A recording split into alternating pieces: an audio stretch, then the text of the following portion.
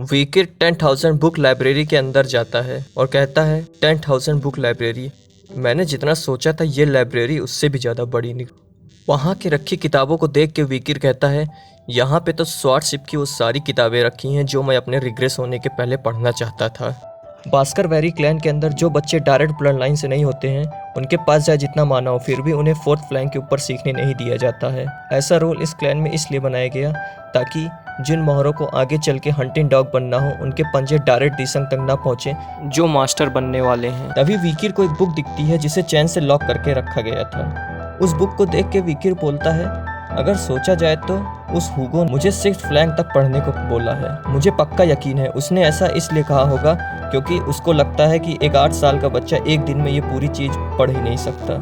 वीकिर उस लॉक को खोलता है और वहाँ पे रखी बुक को पढ़ते हुए बोलता है लेकिन उस कमीने को ये नहीं पता होगा कि अपने रिग्रेस होने के पहले मैंने फर्स्ट फ्लैंक से फोर्थ फ्लैंक तक की थ्योरी इस कदर पागलों की तरह पढ़ रखी थी कि मैं फिफ्थ फ्लैंक तक पहुँचने की थ्योरी को अपने आप से बना लिया था। लेकिन फोर्थ फ्लैंक तक पहुंचने के बाद मेरे माना का फ्लो खत्म हो गया जिसके कारण मैं कभी फिफ्थ फ्लैंक तक नहीं पहुंच पाया। बरसकवेरी की स्वॉर्डशिप में हर लेवल को फ्लैंक के जरिए बताया गया है। जैसे लेवल 1 का मतलब फर्स्ट फ्लैंक होता है और लेवल 2 का मतलब सेकंड फ्लैंक। और इसमें बताया जाता है जब भी तुम किसी फ्लैंक को बनाते हो तो तुम्हारे अंदर से क्रिम्सन स्वॉर्ड का और निकलना शुरू हो जाता है।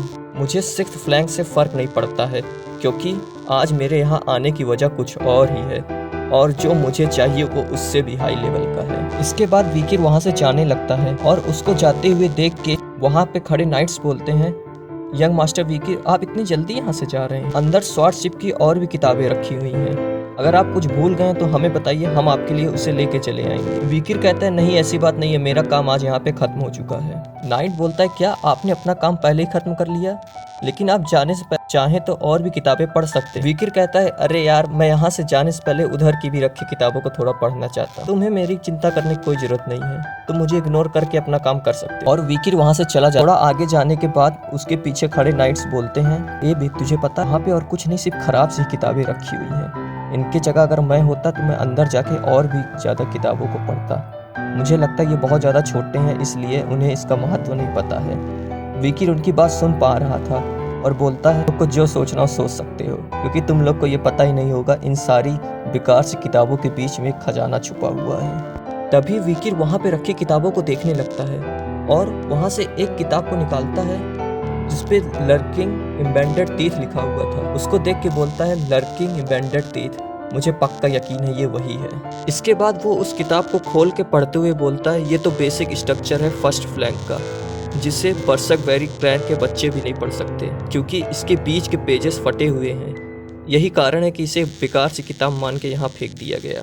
लेकिन इस किताब की असली कीमत मैं जानता हूँ। मेरे रिग्रेस होने के पहले हाउंड यूनिट 1 को एक अजीब सी चीज मिलती है डंजन के अंदर जो कि माउंट ली रोजर अल्टीनोवार के बॉर्डर पे था।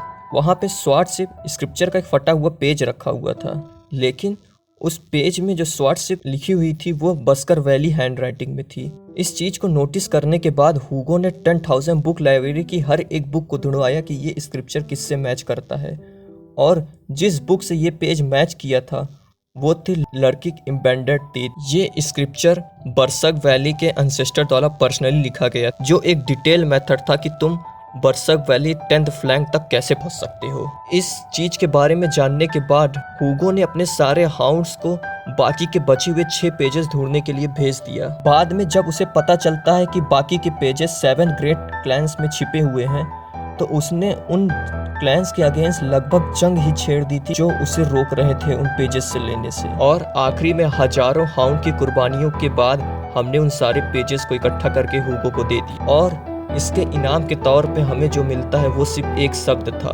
Good job. इस बारे में सोचने के बाद मुझे अभी भी काफी गुस्सा आता है कैसी खराब सी जिंदगी जी है मैंने और उन हजारों हाउंड्स की कुर्बानियों की वजह से ही हूँ 7th फ्लैंक को पार करके 9th फ्लैंक तक पहुँच पाया था। लेकिन ऐसा इस लाइफ में नहीं होने वाला है क्योंकि उन सारे पेजेस को जिस हाउंड ने इकट्ठा किया था वो मैं ही था और मैंने उन पेजेस पे लिखे हर एक शब्द को याद कर लिया था। लेकिन मैं 4th फ्लैंक को इसलिए नहीं पार कर पाया क्योंकि मुझे उसके असली सोर्स देखने का कभी मौका ही नहीं मिला। उसके बाद वीकिर उस बुक को पढ़ते हुए बोलता है इसमें कोई शक नहीं है, उसे बेकार सी किताब मानते हैं लेकिन अगर मैं उन फटे हुए पेजेस की भी जानकारी इसमें मिला दूँ तो ये किताब एक मास्टरपीस बन जाएगी। अपने रिग्रेस होने के पहले मैं स्वॉर्ड शिप में 4th फ्लैंक पे था, और अगर ऑरे की बात की जाए तो मैं एक हाई रैंक ग्रेजुएटर था। और इस किताब को पढ़ने के बाद मुझे लगता है मैं 15 साल के होने से पहले ही अपने रिग्रेस होने के पहले जितना ताकतवर हो पाऊंगा। इस तरीके से विकिर को वो बुक पढ़ते हुए सुबह से शाम हो जाती है। इसके बाद विकिर किताब को बंद करते हुए बोलता है, मैं इस किताब को पढ़ने में बहुत ज़्यादा खो गया था, मुझे पता भी नहीं चला और शाम हो गई है, लेकिन मैंने इस किताब पे लिखी हर एक पॉइंट को इतने अच्छे से याद कर लिया है कि मुझे दोबारा इस बुक की जरूरत नहीं पड़ने वाली है। इसके बाद विकिर खड़ा होते हुए बोलता है, और मुझे आसपास किसी भी गार्डियन नाइट की प्रेजेंस भी नहीं महसूस हो रही। इसके बाद वो अपने मन में सोचता है, मैं इस बच्चे के शरीर से 10th फ्लैंक तक तो नहीं पहुंच सकता, लेकिन शायद मैं 5th फ्लैंक तक पहुंच पाऊँ, कुछ ऐसा जो मैं अपनी पिछली जिंदगी में नहीं कर पाया था। इसके बाद विकिर अपनी आंखों को बंद करके अपने इनर सोल के अंदर अपने सामने एक पुतले को इमेजिन करता है और अपने हाथ में सारे ऑरे को इकट्ठा करते हुए बस्कर वैली का हर एक फ्लैंक बनाना शुरू करता है। सबसे पहले वो 1st फ्लैग बनाता है, फिर 2nd फ्लैग, इसके बाद 3rd और फिर 4th फ्लैंक बनाने के बाद सोचता है, अपने रिग्रेस होने के पहले मैंने बहुत बेकार ज़िंदगी जी है। मैं हाई रैंक ग्रेजुएटर तक पहुंचने के लिए बहुत मेहनत की थी और आखिरी में मैं एक हाई रैंक ग्रेजुएटर बन भी गया था, लेकिन मैं 5th फ्लैंक तक सिर्फ इसलिए नहीं पहुंच पाया क्योंकि मैं रॉयल ब्लड लाइन से नहीं था। लेकिन ऐसा इस लाइफ में दोबारा नहीं होने वाला है। और वो अपने सामने हुगो को इमेजिन करते हुए 5th फ्लैंक बनाता है, और जैसे ही वो 5th फ्लैंक बनाता है उसका इनर कनेक्शन टूट जाता है और वो हाँफते हुए बोलता है, जिसमें थोड़ी सी कमी तो है लेकिन आखिरकार मैं 5th फ्लैंक तक पहुंच ही गया। इसके बाद विकिर कहता है, मैं 5th फ्लैंक बनाने में कामयाब हो गया हूँ, और अगर मैं बस अपने माना को थोड़ा से और बढ़ा लूँ तो मैं उस पॉइंट तक पहुंच सकता हूं जहां मैं अपने रिग्रेस होने के पहले था। इसके बाद विकिर अपने हाथ को देखते हुए बोलता है, लिक्विड ऑरा, मेरे हाथ में लिक्विड ऑरा फ्लो कर रहा है, ये एक ग्रेजुएटर की निशानी है। मुझे लगता है 5th फ्लैंक पे पहुंचने के बाद मैं हाई रैंक स्वॉर्ड एक्सपर्ट से एक लो रैंक ग्रेजुएटर बन चुका हूँ। अपने रिग्रेस होने के पहले जब मैं 30 साल का था तब इस लेवल तक पहुँच पाया था, लेकिन अभी तो मैं बस 8 साल का हूँ। एक स्वॉर्ड ग्रेजुएटर एक स्वॉर्ड एक्सपर्ट की तुलना में बिल्कुल अलग लेवल पे होता है। एक ग्रेजुएटर बनने के बाद तुम्हारा ग्रेसियस और क्विड ऑरे में चेंज हो जाता है और इसकी डेंसिटी भी पहले से काफ़ी गुना ज़्यादा बढ़ जाती है। इतना ही नहीं, अगर तुम चाहो तो तुम इसका फॉर्म भी काफ़ी हद तक चेंज कर सकते हो। मुझे आज एक ऐसी स्वॉर्डशिप मिली है जो मेरे रिग्रेस होने के पहले वाले से काफ़ी ज़्यादा अच्छी है, और इसकी वजह से मैं सिर्फ 5th फ्लैंक तक नहीं रुकूंगा बल्कि मैं 10th फ्लैंक तक भी पहुंच सकता हूं। द स्टैबिंग केन स्वॉर्डशिप जो मैंने पहले सीखी थी, जिसके कारण मैं बहुत जल्दी ताकतवर तो बन पाया था, लेकिन इसकी ग्रोथ काफ़ी ज़्यादा लिमिटेड है। पर अगर मैं इसकी तुलना वर्किंग एम्बेडेड टीथ से करूं तो ये एक परफेक्ट स्वॉर्डशिप है जिससे तुम अटैक और डिफेंस दोनों कर सकते हो, और इसके ग्रोथ की कोई लिमिट नहीं है। विकिर उस बुक को उठा के वहाँ पे बनी खिड़की के पास रखते हुए बोलता है, मेरे लिए सबसे बड़ी दिक्कत अब ये है कि मैं उस हुगो के सामने अपनी पावर कैसे दिखाऊं। मैं अपनी बहुत ज़्यादा पावर भी नहीं दिखा सकता और ना ही बहुत कम, क्योंकि मुझे उससे भी और भी ज़्यादा बेनिफिट लेना है। तो मैं सोच रहा हूँ मैं अपनी उतनी ही ताकत दिखाऊंगा जिससे मेरा काम चल सके। इसके बाद विकिर अपने जेब से मैग्नीफाइंग गिलास निकालता है और उस बुक के सामने रख देता है, जिसके कारण उस बुक में आग लग जाती है, और विकिर हंसते हुए बोलता है, और इसके साथ उस कमीने हुगो और उसके शिकारी कुत्तों के 10th फ्लैंक तक पहुंचने के चांस पूरी तरीके से खत्म हो चुके हैं, सिर्फ मुझे छोड़कर। किताब के जलने की वजह से वहां पे नाइट्स आ जाते हैं और कहते हैं, ये कैसी बदबू है, या मास्टर विकिर आखिर आपने किया क्या? विकिर कहता है, मुझे माफ करना, मैंने गलती से अपना मैग्नीफाइंग गिलास इस किताब के ऊपर ही छोड़ दिया था, जिसके कारण इस पे आग लग गई है।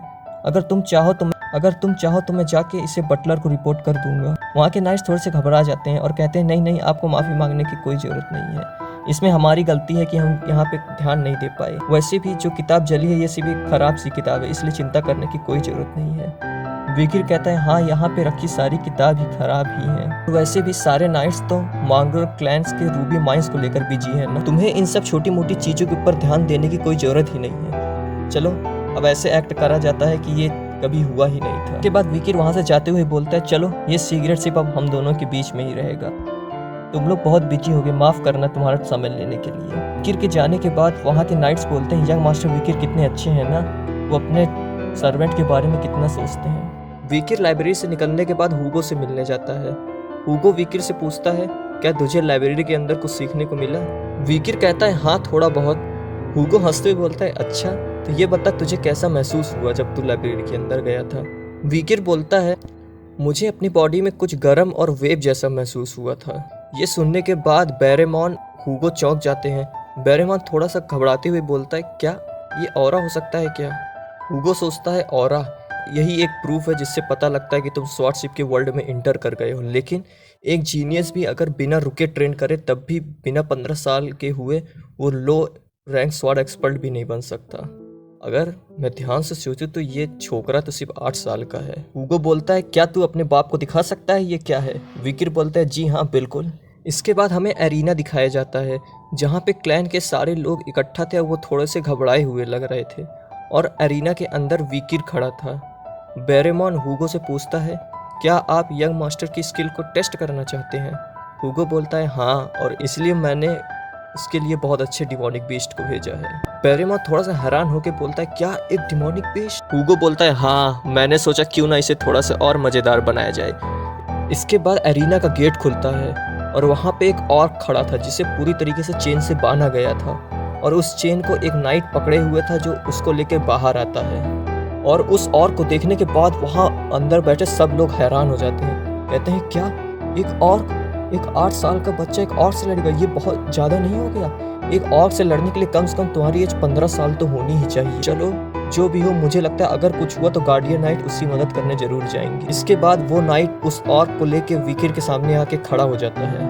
हुगो उस ऑर्क की चैन खोलने का इशारा करता है। चेन खुलते ही ऑर्क बहुत तेजी से चिल्लाता है और सीधा वीकिर के ऊपर हमला कर देता है। लेकिन वीकिर पलक झपकते ही उस ऑर्क के हाथ को काट देता है और कुछ ही सेकंड के अंदर उसके पैर भी काट देता है, जिसको देखने के बाद वहां मौजूद हर एक बंदा हैरान हो जाता है। वीकिर उस ऑर्क को देखने के बाद सोच रहा था, आखिर ऑर्क की unique skill rapid regeneration activate क्यों नहीं हुई? लगता है जैसा मैंने सोचा था वैसा ही हुआ। ऐसा हो ही नहीं सकता कि एक सी रैंक का मॉन्स्टर बी रैंक के ऊपर के मॉन्स्टर की अटैक को रोक पाए। अच्छा हुआ कि मैंने हेलहाउंड की स्किल को इस्तेमाल किया जो मुझे मिली थी। लेकिन ये देखने के बाद एरिना में मौजूद हर एक बंदा पूरी तरीके से हैरान हो चुका था। वो लोग कह रहे थे, ये कैसे हो सकता है? ये बंदा तो सिर्फ 8 साल का है ना? ये अपने 8 साल के शरीर के साथ ऐसा कर ही कैसे सकता है? एक ऑर्क को हराना, वो भी बिना माना के, क्या ऐसा संभव भी है?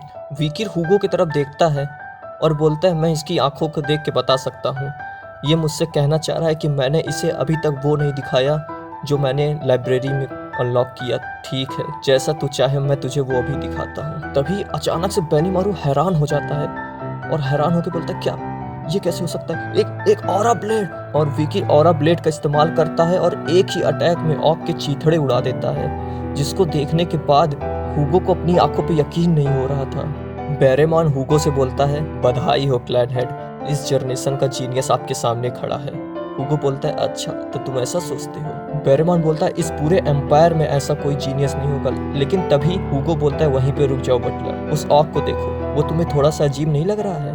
बैरेमॉन बोलता है, क्या मतलब आपका? ऑर्क की खासियत होती है उनका इंसेन रैपिड रिजनरेशन, लेकिन देखो उस ऑर्क का खून निकलना बंद ही नहीं हो रहा है। ये लौंडा सिर्फ इसीलिए जीत पाया क्योंकि वो ऑर्क बहुत ज़्यादा कमज़ोर था। बैरेमॉन अपने मन में सोचता है, ये अपने साथ ईमानदार ही नहीं है, ये सिर्फ खुश हुए जा रहे हैं। हुगो वहाँ से उठ के जाने ही वाला था, लेकिन वीकिर कहता है, थोड़ी देर रुकिए पापा, क्या यहाँ पे ऑर्क से ज़्यादा ताकतवर कुछ नहीं है? और उसकी बात सुनने के बाद अरीना में मौजूद सभी लोग एक दूसरे का चेहरा देखने लगते हैं। वीकिर अपने मन में सोचता है, अच्छा होगा अगर मैं इसके सामने अपनी और ताकत रिवील करूं तो इससे अगर मैं लकी रहा तो शायद मुझे एकेडमी में भी जाने का मौका मिल जाए। हुगो हंसते हुए बोलता है, लगता है जिस ऑर्क को मैंने इतनी दूर से पकड़ के लाया था वो मेरे बच्चे की भूख नहीं मिटा पाया। जो तू बोला इसका सेंस भी तो बनता है।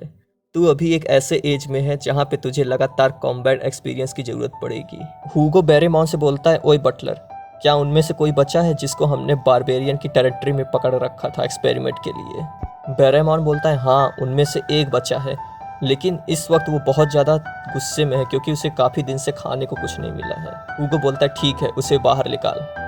और उसको देखने के बाद एरिना में खड़े सभी लोग डर के मारे कांपने लगते हैं। वीकिर कहता है, ओहो ये तो एक ट्रॉल निकला।